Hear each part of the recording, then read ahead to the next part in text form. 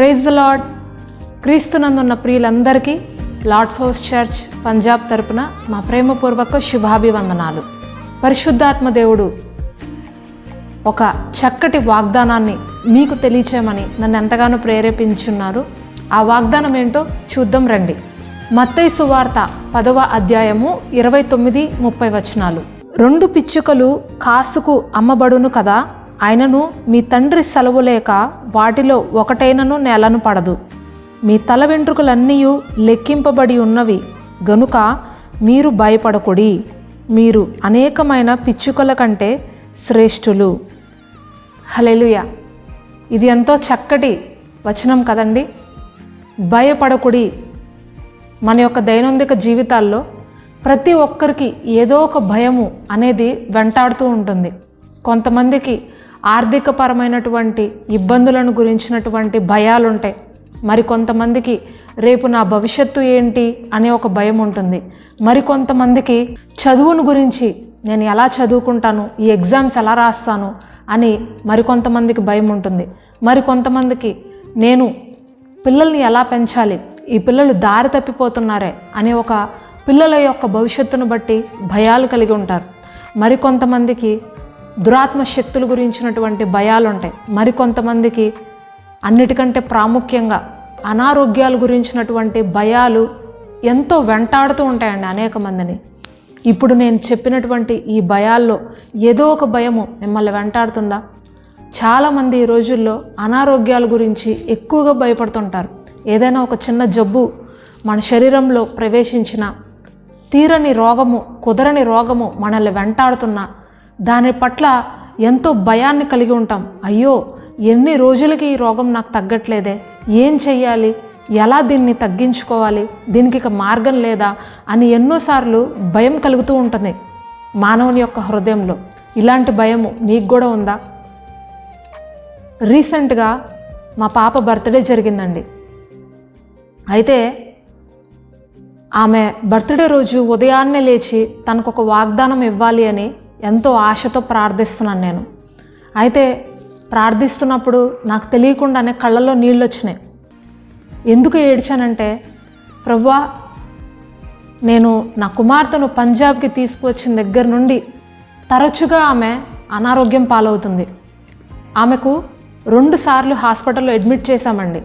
ఒకసారి నిమోనియా వచ్చి హాస్పిటల్లో అడ్మిట్ చేశాము. రెండవసారి బ్లడ్లో ఇన్ఫెక్షన్ అయిందని, చాలా హై ఫీవర్గా ఉందని చెప్పి హాస్పిటల్లో అడ్మిట్ చేశాము. చాలా చిన్న పాప అండి. ఫస్ట్ టైం నిమోనియా వచ్చినప్పుడు 3.5 సంవత్సరాలు, తర్వాత బ్లడ్ ఇన్ఫెక్షన్ వచ్చినప్పుడు 4 సంవత్సరాలు. చిన్న పాపని తీసుకువెళ్ళి హాస్పిటల్లో పెట్టి అలా కంటిన్యూస్గా సెలైన్ బాటిల్స్ తన చేతిలో ఎక్కిస్తున్నప్పుడు చెయ్యి మొత్తము స్వెల్లింగ్ వచ్చేసి చాలా బాధపడింది. తను అలా ఏడుస్తున్నప్పుడు నా కుమార్తె నేను తల్లిగా చూడలేకపోయాను.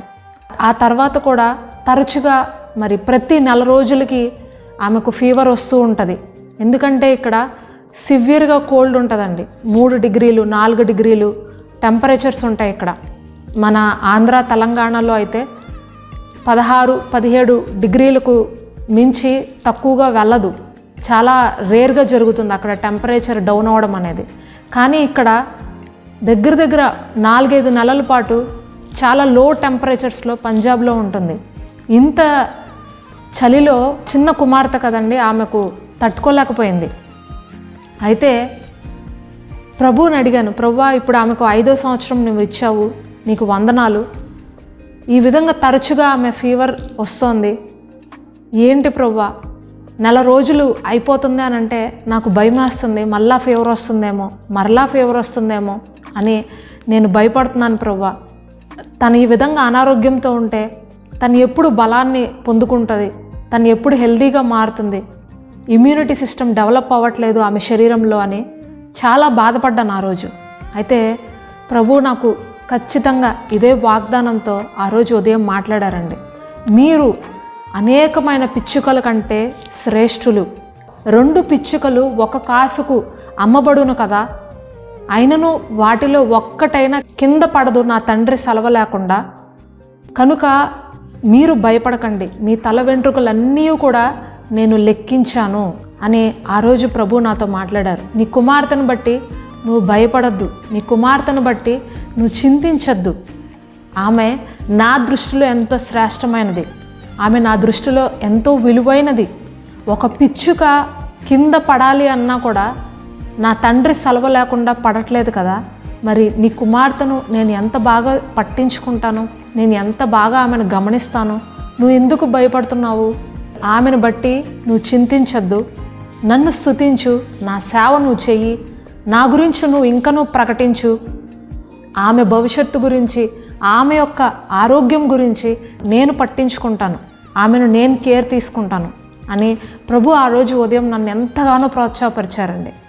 అయితే వెనువెంటనే నా హృదయంలో ఒక ప్రేరేపణ కలిగింది. సరే, నాలాంటి తల్లులు ఎంతోమంది ఉంటారు, వాళ్ళ పిల్లలు బట్టి ఎంతో భయాలను కలిగి ఉంటారు, ఎంతగానో వాళ్ళు కలత చెందుతుంటారు. ఈ రోగం కుదిరేది ఎలాగా, ఈ యొక్క బంధకాల నుంచి నేను బయటపడేది అలాగా, ఈ దురాత్మ శక్తుల నుండి నేను బయటపడేది అలాగా, ఈ అప్పుల సమస్య నుండి నేను బయటపడేది అలాగా అని ఒక్కొక్కరికి ఒక్కొక్క రకమైనటువంటి భయం కలుగుతుంది కదండి. అయితే నాకు పరిశుద్ధాత్మ దేవుడు ప్రేరేపించారు, నీలాగా అనుకుంటున్న వారందరికీ కూడా ఈ వాక్యాన్ని నువ్వు చెప్పు. నేను మిమ్మల్ని ఎంతో శ్రేష్టమైన వారిగా చూస్తున్నాను, నేను మీ యొక్క ప్రతి చర్యను గమనిస్తున్నాను, మీరు భయపడాల్సిన అవసరం లేదు. మీ తలలో ఉన్న వెంట్రుకలు మీరు ఎప్పుడైనా లెక్క పెట్టుకున్నారండి? ఒకవేళ అలా ప్రయత్నించినా కూడా మన వల్ల కాదు, కానీ ప్రభువుకి తెలుసంట మన తలలో ఎన్ని వెంట్రుకలు ఉన్నాయో కూడా ఆయనకి తెలుసంట. మరి మనం ఎందుకు భయపడాలి, మనం ఎందుకు చింతించాలి, మన పిల్లల యొక్క భవిష్యత్తును బట్టి మనం ఎందుకు భయపడాలి, మన యొక్క ఆర్థిక సమస్యల గురించి మనం ఎందుకు భయపడాలి, మనం ఎందుకు చింతించాలి? దేవునికి ప్రతి సమస్యను మీరు అప్పగించండి, దేవునికి ప్రతి ఒక్క భారాన్ని ఆయన చేతుల్లో పెట్టండి. ఆయన అన్నింటినీ కూడా చక్కగా నిర్వర్తించగలిగేవాడు. ఆయన అన్నింటినీ కూడా సరిగ్గా ఏ సమయంలో ఏది ఎలా చెయ్యాలో ఆయనకు బాగుగా తెలుసు. మనము కూర్చుండుట, మనము లేచుట, మనము పడుకొనుట అన్నీ కూడా ఆయన చూస్తున్న దేవుడు అండి.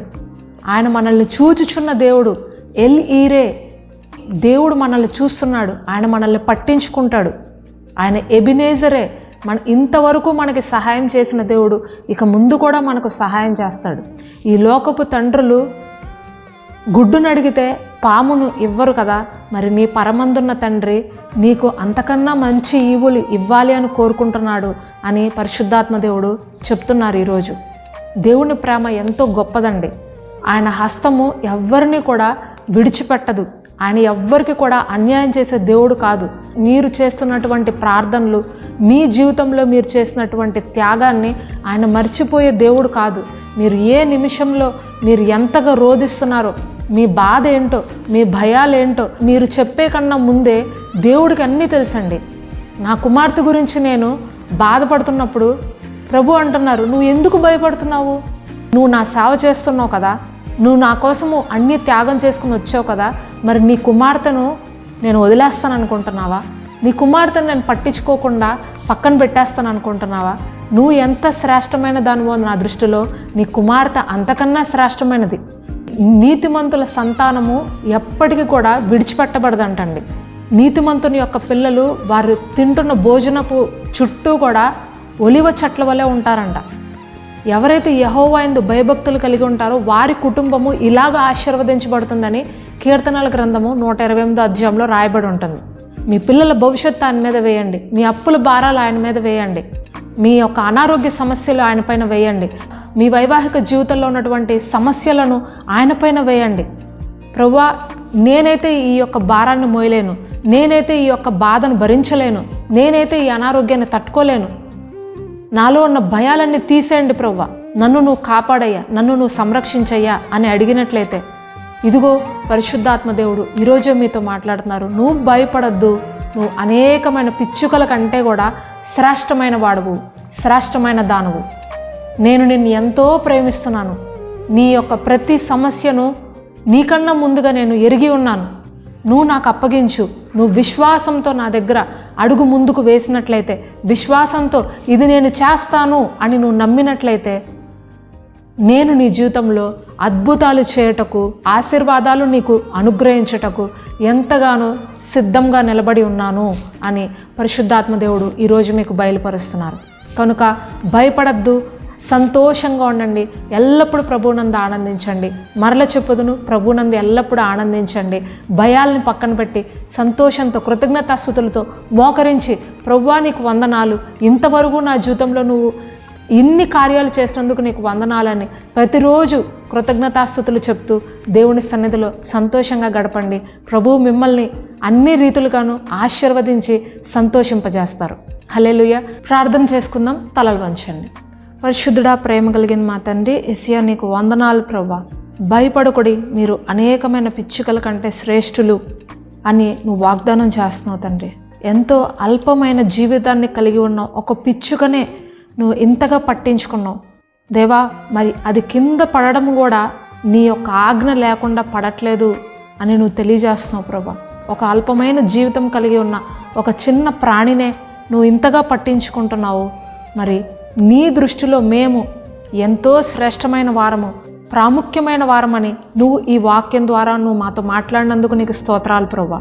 తండ్రి, ఇంతగా మమ్మల్ని ప్రేమిస్తున్నందుకు, ఇంతగా మమ్మల్ని పట్టించుకుంటున్నందుకు, ఇంతగా మా యొక్క జీవితాల్లో ఆశీర్వాదాన్ని ఇవ్వాలి అని నువ్వు కోరుకుంటున్నందుకు నీకు వందనాలు తండ్రి.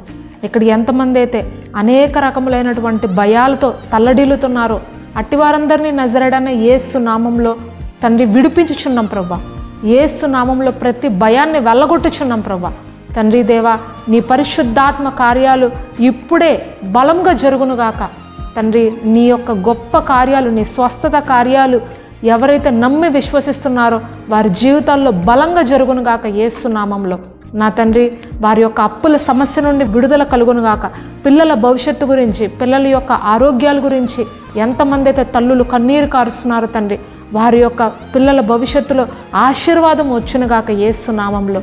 నా తండ్రి, కోర్టు కేసెస్ నుంచి విడుదల కలుగునుగాక, భూ వివాదాల నుండి విడుదల కలుగునుగాక, వైవాహిక జీవితంలో వస్తున్నటువంటి సమస్యల నుంచి విడుదల కలుగునుగాక. నా తండ్రి, మరి నీకు ప్రతి సమస్యను, ప్రతి చింతను అప్పగించుకుంటుండగా ఇక్కడ ఎవరైతే ప్రార్థనలు ఏకీభవిస్తున్నారో వారందరి జీవితాల్లో నీ సన్నిధి సమాధానంను మెండుగా దయచేయమని వేడుకుంటూ ప్రార్థన యేసుక్రీస్తు అతి పరిశుద్ధ నామంలో అడిగి వేడుకుంటున్నాం పరమ తండ్రి. ఆమెన్. దేవునికి స్తోత్రం అండి. ఈ సందేశం ద్వారా మీరు ఆశీర్వదించబడినట్లయితే, అవును సిస్టర్, నేను ఎంతో భయపడుతున్నాను, ఈ వాక్యం ద్వారా ప్రభు నాతో మాట్లాడారు అని మీరు అనుకుంటే తప్పకుండా మీ యొక్క ఎక్స్పీరియన్సెస్ని మాకు కమెంట్ చేయండి, లేదా వాట్సాప్ చేయండి. ఆమెన్ అని కమెంట్ చేయండి. ఇతరులకి కూడా ఈ యొక్క సందేశాలను షేర్ చేయడము, లైక్ చేయడం మర్చిపోకండి. ఈ యొక్క పరిచర్యలో ఎన్నో అవసరాలు ఉన్నాయండి. ముఖ్యంగా మందిర నిర్మాణము అయితే ఆగిపోయింది. కాంపౌండ్ వాల్ విషయంలో కానీ, పార్కింగ్ రోడ్ విషయంలో కానీ ఎన్నో ఆటంకాలు మాకు కలుగుచున్నాయి. దయచేసి ఇక్కడ జరుగుతున్న పరిచర్య కోసము, ఇక్కడ జరగాల్సినటువంటి కన్స్ట్రక్షన్ వర్క్స్ కోసము మీ అనుదిన ప్రార్థనలో మా కోసము, ఈ పరిచర్య కోసము తప్పకుండా జ్ఞాపకం చేసుకోండి. ఈ యొక్క వాక్యాల ద్వారా మీరు బలపడుతున్నట్లయితే, ప్రభు మిమ్మల్ని ఆర్థికంగా ఆశీర్వదిస్తున్నట్లయితే తప్పకుండా మీరు ఆర్థికంగా కూడా ఇలాంటి చిన్న చిన్న పరిచర్యలకు మీరు సహాయపడినట్లయితే ప్రభు మిమ్మల్ని ఎంతగానో ఆశీర్వదిస్తారు. ఎందుకంటే నార్త్ ఇండియాలో వాక్యము అనేది చాలా తక్కువ అండి. ఇక్కడ కొరత, స్వచ్ఛమైన వాక్యం లేదు. ఇలాంటి ప్రజల మధ్యలో మీరు వచ్చి ప్రకటించకపోయినా మమ్మల్ని మీరు సపోర్ట్ చేయడం ద్వారా, మాకు ఈ పరిచర్యలో మీరు విత్తటం ద్వారా ఇండైరెక్ట్గా మీరు కూడా మాతో పాటు పరిగెత్తినట్టే. ప్రవక్తకు గిన్నెడు చన్నీళ్ళు ఇచ్చిన వారు దాని ప్రవక్త ఫలము పొందుకుంటారు అని వాక్యం రాయబడింది. ఇలాంటి పరిచర్యల్లో మీరు ప్రార్థనాపూర్వకంగా ఆర్థికంగా సహాయపడుతున్నప్పుడు మీరు కూడా నార్త్ ఇండియాలో మాతో కలిసి ప్రార్థించిన వారుగాను, పరిచర్య చేసిన వారుగాను మీకు ప్రభు చక్కటి ప్రతిఫలాన్ని ఇస్తారు. కనుక ప్రార్థించండి, సహకరించండి. ప్రభు చిత్తమైతే మరొక కొత్త సందేశంతో మీ ముందుంటాను. దేవుని ప్రేమ, ఆయన కాపుదల మీకు, మీ కుటుంబాలకు ఎల్లప్పుడూ తోడుగా ఉండి నడిపించును గాక. ఆమెన్.